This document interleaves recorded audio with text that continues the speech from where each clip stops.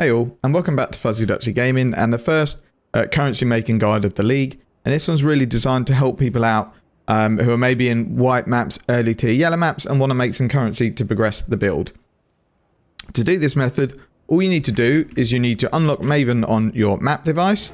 So this would be in a tier 5 map, and I think it has to be one where the Citadel is already discovered and not covered up by influence or undiscovered.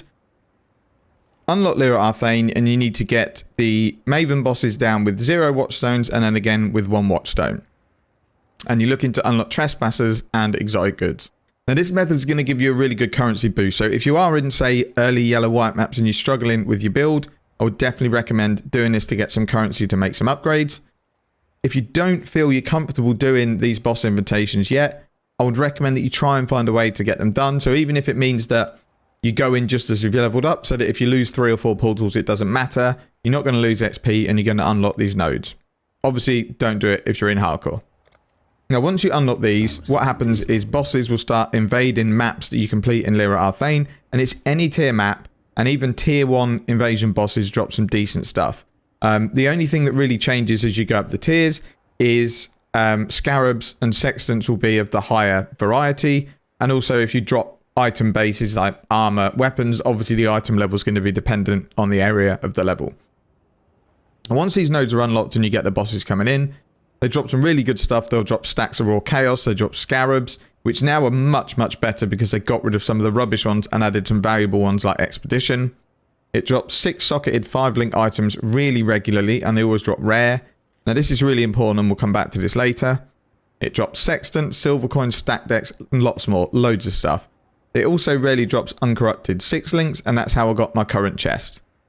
Now, as I said, the good thing about the node is once you've got it unlocked, which might be the difficult bit for some builds at this stage, any tier map you do will have these bosses as long as it's in Lira Arthain. And the easiest way to sustain the maps is make sure that whatever number of watchstones you have in Lira Arthain, you don't have the same number of watchstones in any other zone.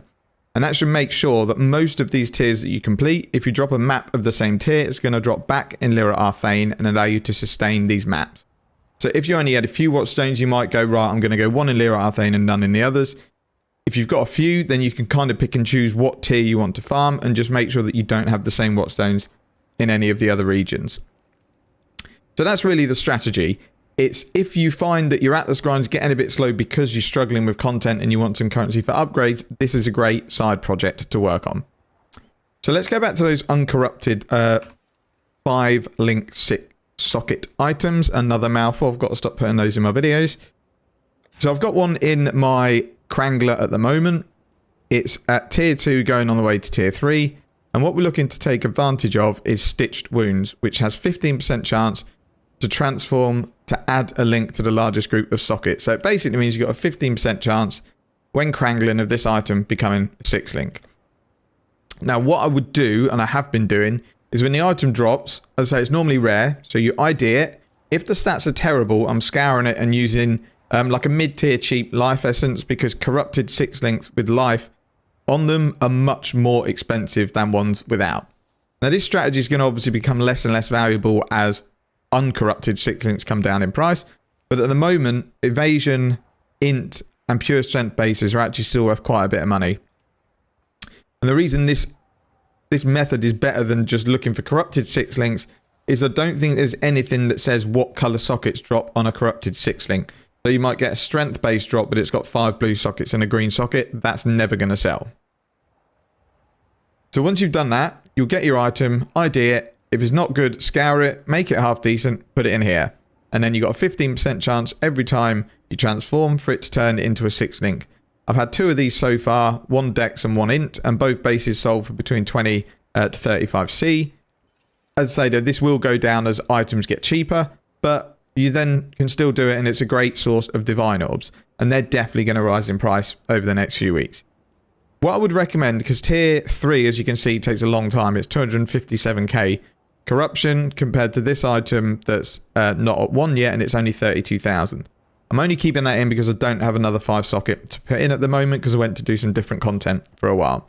So if you've got ones queued up waiting to Krangle, take them to tier 1, take them to tier 2. If they don't 6-link, take them out.